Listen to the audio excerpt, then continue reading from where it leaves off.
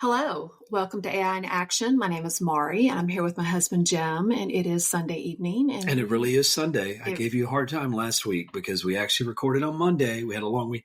We're doing better this week. We're back on target. It is really Sunday. And we really did have a very busy day today. The whole family came in except for our son-in-law, Matthew, who happens to be in California for a few days on a business trip. And what did we talk about quite a bit with the whole family? Artificial intelligence. AI stuff. We need to get new hobbies. We really do. Maybe we should take up gardening or something.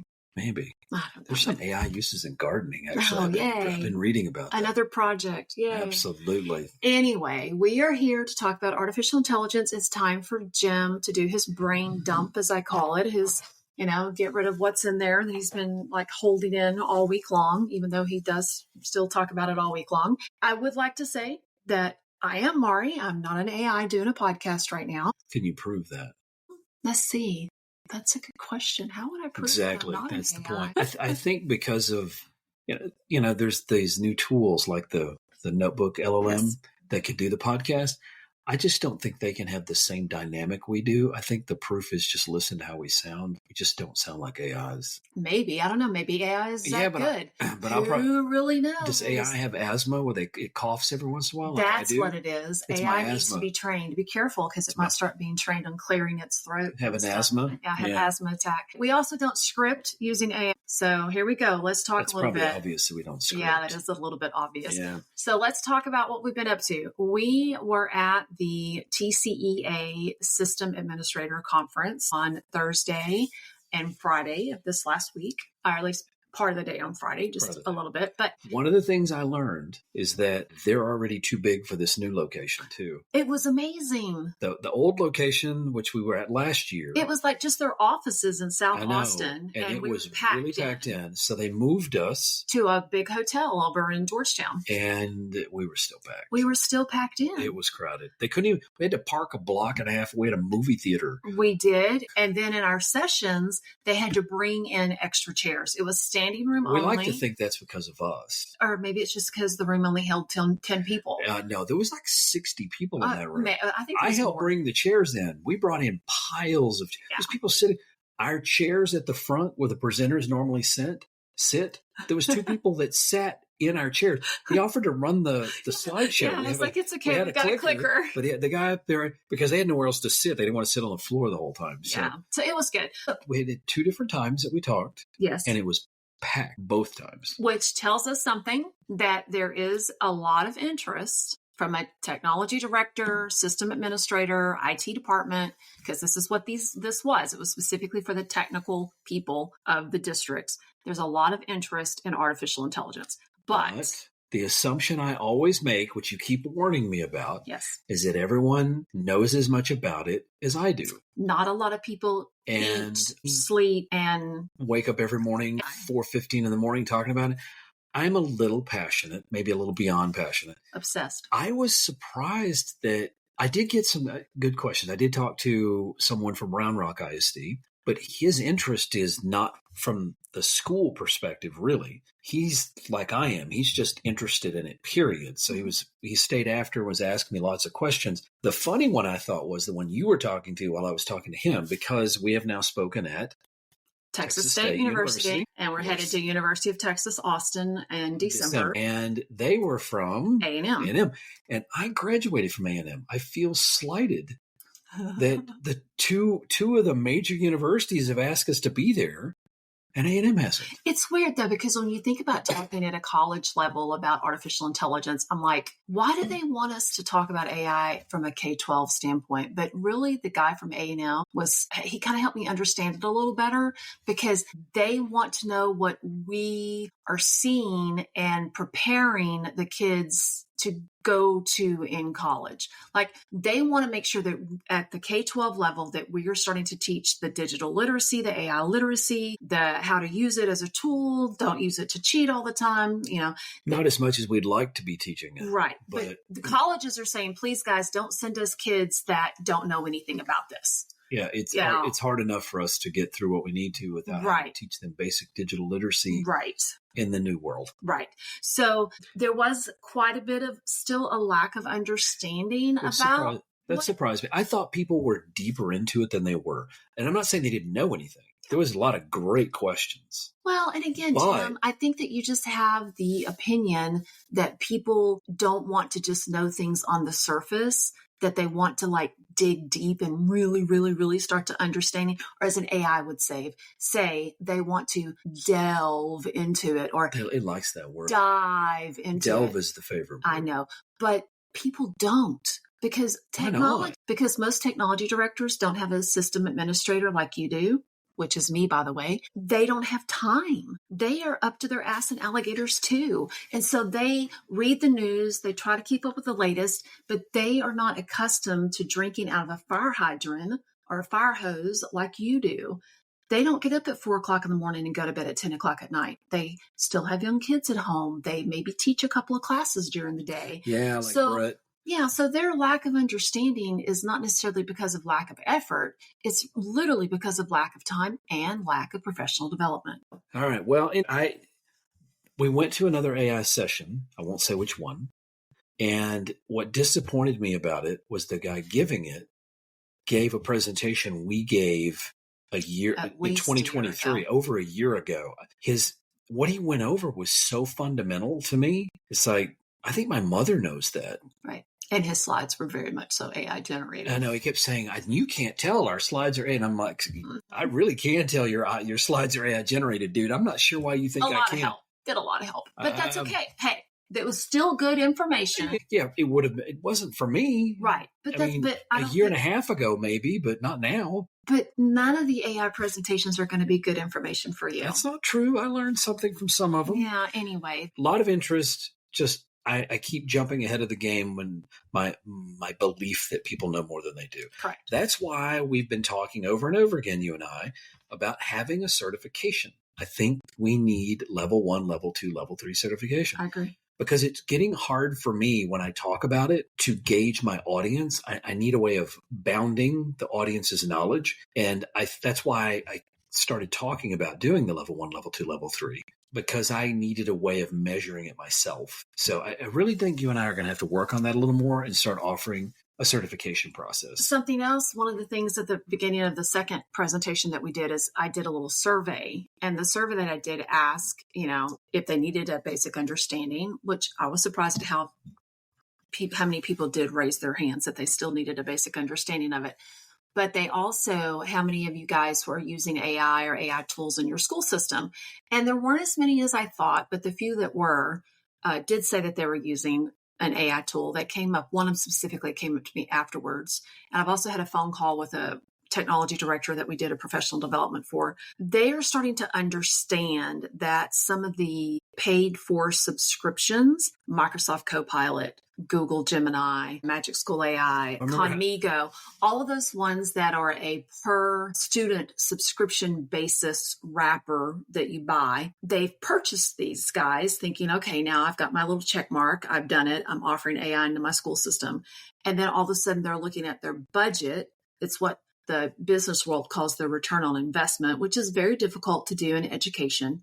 Well, when you went to SHI, the SHI thing, executive when briefing. they talked about it, when you're in the private sector, you say, if I put money in, I want how money much out. money do I get out? Either I get money out because I save money, meaning I use less labor to do something. Save time. Or I literally get money out because I sell a product or service. But either way, you're looking at that as your ROI, return on investment. In school districts, you put money in and you put time in, but the measure of what you get out is a lot harder. Because now you're talking about measuring education, how productive are teachers? And even the productivity of teachers has to be measured by how well the students are doing. So it's a really hard thing to do, which is why we have this god-awful high-stakes testing that doesn't measure anything well that we continue to use because everybody's trying to find that perfect way to do it. When we were talking about that.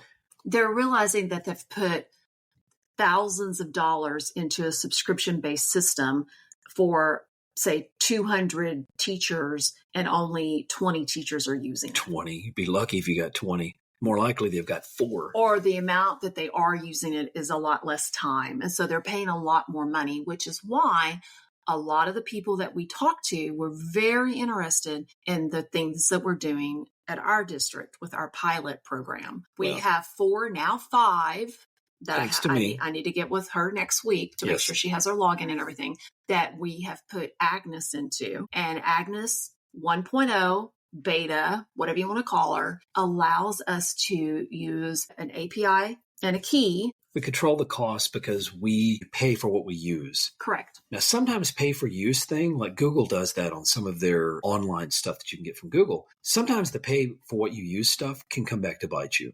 So you have to have guardrails in place. It's not as simple as saying, I'm just going to get an API key and I'm going to start using it.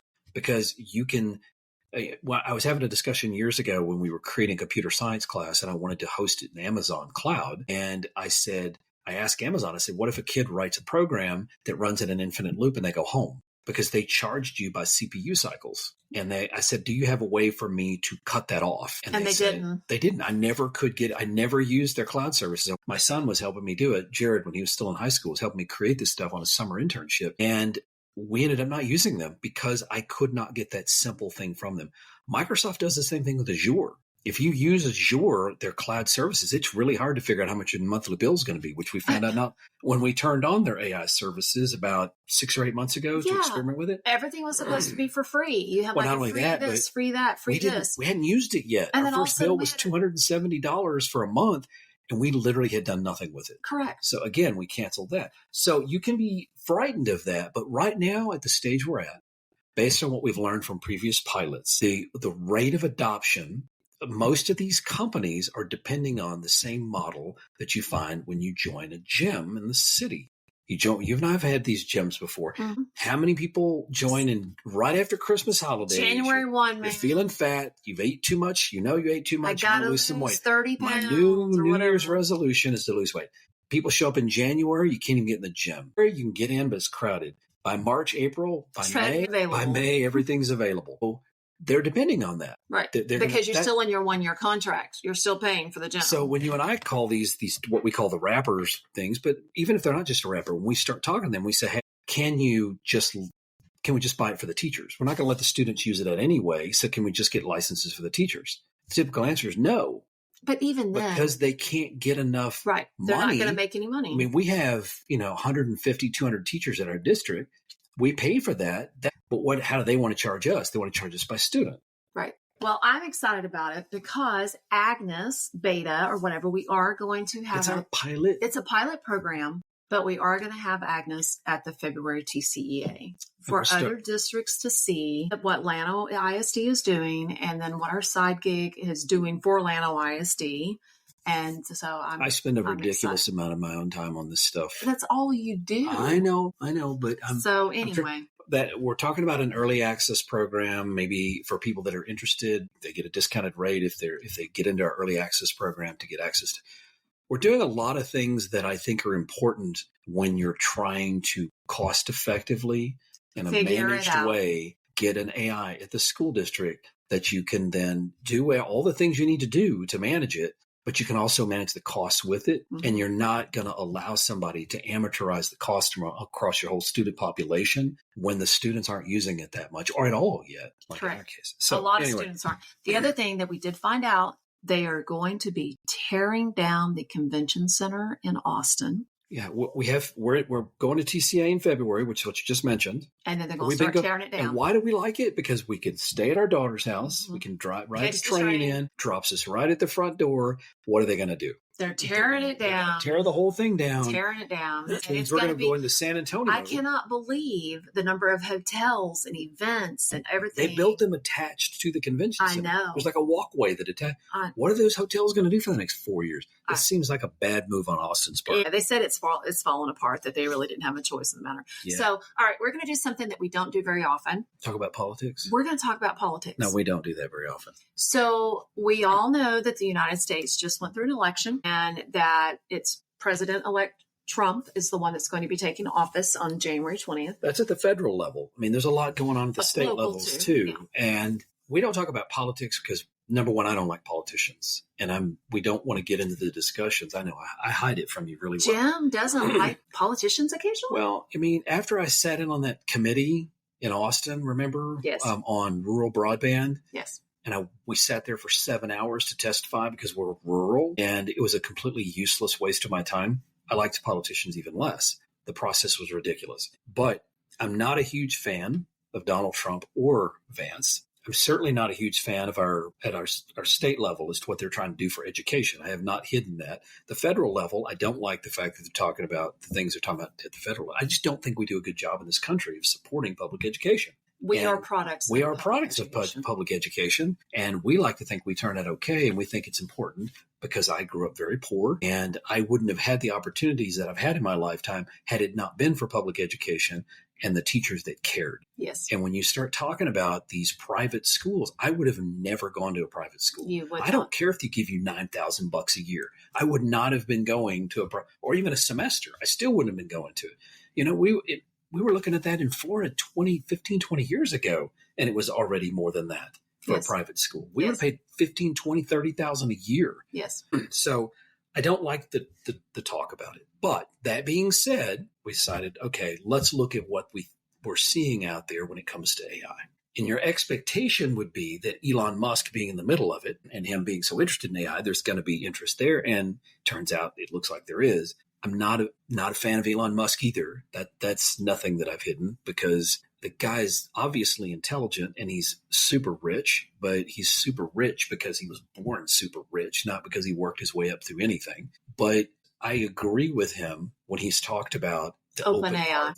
I don't know if his beef with OpenAI is truly what he says, which is that they violated their agreement to stay open, or if he was just stalling because he wanted to get XAI out. He's got his own vested interests. I mean, a lot of it I think is selfish. But let's when I look at Vance. He actually had a speech. We saw a speech. And they asked him about it. And they asked him about one of the things that I feel is important, which is open source. Open source. And his response was, I thought, spot on, which was, it's hard for me to trust that these incumbents, as he called them, which would be Sam Altman from OpenAI, the big companies, the CEO of Google and all them, when they come up to Congress and they talk so much about safety, regulation, I think we call it regulatory recapture. No, it's capture. Capture. Recapture is that stuff where they take all the money It's and regulatory give it to other capture. districts. Regulatory capture basically says, I am going to put so many barriers in place through government lobbying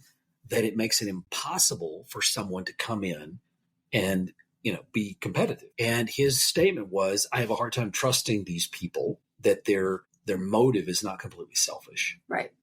And I agree with him on that. He thinks it's gonna stifle the smaller companies. It almost always does. I do agree with him. And so I'm hoping that truly is his position, and that he believes that we as a country can't put regulatory capture, regulatory things in place just because it makes Microsoft, Google. I mean, the fallout's already, most industries take a long time before it consolidates. But they've already consolidated. But AI, but supposedly the costs of AI, it's already Microsoft, Google, Apple. I mean, these companies have hundreds of billions of dollars. Even XAI, which is Elon Musk, these guys have a lot of money. Ironically, unless Elon Musk steps up and puts his AI where his mouth has been, because he hasn't open sourced anything that I'm aware of. He's got all these new great models that he's come out with, but I'm not aware of any open source version. The saving grace, it appears to me, has been Meta, which nobody's expected. Right, Llama. Which is the Llama models that they've put out. There's so much effort they're spending billions on these things, and then they're open sourcing them. Now, some people are complaining about the way they're doing it, that their licensing agreements are a little hokey, and they may be, but I don't know anyone else who's doing the level of effort they're doing, period. IBM just came out with some models called Granite, so maybe IBM's going to do more. Microsoft has released some models. They tend to be very tiny models. And so there is some effort going on, but it's mostly sort of at a peripheral, small scale kind of stuff. So I tend to agree with that. Yes, we do agree with what J.D. Vance said. Trump? What has Trump said about it? Well, he wants to deregulate, and he wants to military. Specifically, what he's talking about is deregulation as it applies to the military. Yeah, for us to be the greatest. He uses that word all the time. Yeah. The greatest. We're going to do this. You know what? Fundamentally, just as a side note into politics, I wouldn't have an issue with Trump, except he made so many promises for the last time he got elected that didn't happen. So I have issues. We all know politicians lie. Absolutely. Or they exaggerated a positive direction. I don't care what you call it. We know we know they make promises they know they can't keep. They're just trying to get people. Well, that's because everyone keeps forgetting that the presidency doesn't make the last word all the time. They don't pass laws. Presidents don't pass laws. What presidents do is do some of this regulatory stuff through these different administration, all this massive political bureaucracy that we have. Well, I'm going to sit back and see what he's going to do. He does say like there's no safety in hiding. Well, what he specifically is talking about is if you regulate it to where we can't do anything with the military, this is a slippery slope. And this is where I'm worried about him being in charge of it, because he tends not to think before he jumps. But when you start talking about militarizing, there is not a sci-fi movie. And it sounds funny when you say that, but the sci-fi folks, they predict a lot of things. A lot. Do they predict it, or do they give people the ideas to make it come true? Both. There is not a sci-fi futuristic scenario where rampant militarization of AI turns out well. Can you say Terminator? I mean, it always turns out bad, mainly because when you take something like even the AIs we have now, they don't live in the full context of the human experience. They are trained on all this data and they make choices based on that, but they're not humans. So if someone doesn't tell them this is a bad idea, then they don't know. They just make a conclusion, and it can be wrong and people can die from it, which is why in Europe, they didn't want to put it in anything that was critical. That's right. So I don't know where he's going to go with this. I do know that there's a lot of gnashing of teeth because they're talking about, I mentioned Meta earlier, the Chinese government. Somebody released the Chinese government had done a militarized version of one of the llama models. I don't think that's as big a deal. It's hard at my level to really understand how big of a deal that is, but to me, it's not that big of a deal because the Meta, even the biggest model, is nowhere near as big as I don't even think it's as big as 3.5 GPT was. So they're talking about a model that they took. They have their own models in China. This is one of many. They've got very large company or groups of people working on AI stuff. That argument, though, if we don't do it, they will, tends to lead into militaristic, that's usually spiraling toward it's like a race to the bottom to see who can screw this up the most. Yeah. So I'm a little concerned about we're going to do a Manhattan Project for AI with the military. Yeah. Without any oversight, I'm a little concerned about that. Let's talk about what we have coming up. Let's talk about what we have coming up this week.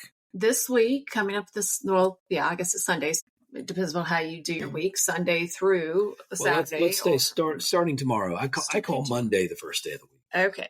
So we are going to be at Cast 24. We're featured speakers again on Saturday, I think it is, of this next weekend. We were in Houston last time. And we'll be in San Antonio this time. So we'll be going down on Friday morning. And we're being interviewed. They have like a TV channel thing where they do? Yeah. So we'll be doing an interview on Friday. Which they interviewed the last one. The guy that did the interviews last time did a great job. Yes. I think it's the lady that's doing it this year, but it's going to be awesome. So we really enjoy it. I love it whenever we go to conferences that are very subject specific, because the people that are there, you can tell that it's they love what they do. Yeah, and the science conferences, these are passionate people. Very passionate science teachers and biology teachers and all the STEM teachers. And my temptation, because what we did years ago with that makerspace, is to dive right in and start going, okay, we need this, we need this. Yeah, need this. You walk to the vendors. I'm not doing it this time. I will go look at the stuff because I think the tech is cool and I'm hoping to have grandkids at some point in the near future. So maybe, but I'm not going to do what I used to and go look at these at a shopping list. I don't know. I mean, we could do some stuff personally because we are doing Halloween again next year. It's true. That Halloween thing worked really well too. That was awesome. Maybe we could find some good stuff. And then of course, as we said earlier, we're going to be talking at University of Texas at the JJ Pickle Research Center. That's in North Austin. Yes, Pickle. That's where we're going to be at. I went to that thing before it was called. It was called something else.